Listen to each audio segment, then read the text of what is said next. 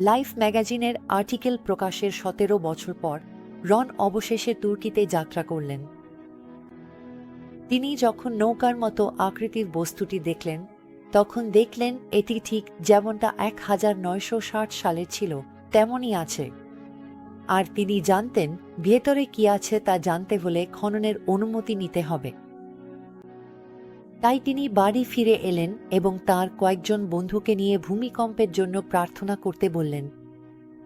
আরও কিছু প্রকাশ পাওয়ার জন্য ১৯৭৮ সালের শেষের দিকে তিনি পূর্ব তুরস্কে একটি ভূমিকম্পের কথা জানতে পারলেন এবং ১৯৭৯ সালের আগস্টে আবার সেখানে ফিরে গেলেন। তিনি যখন সেখানে পৌঁছালেন তখন যা দেখলেন তাতে তিনি অভিভূত হয়ে পড়লেন।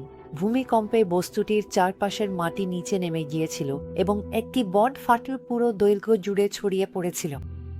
এখন উন্মুক্ত পাশে তিনি যা দেখলেন তা তাঁর কাছে পচে যাওয়া পাঁজরের কাঠামোর অবশিষ্টাংশের মতো মনে হল। এছাড়াও তিনি ধ্বংসাবশেষের গভীরতা এবং দৈর্ঘ্য মাপতে সক্ষম হলেন। এটি ছিল ৫১৫ ফুট বা ঠিক ৩০০ রোজ্জাল মিশরীয় কিউবিট।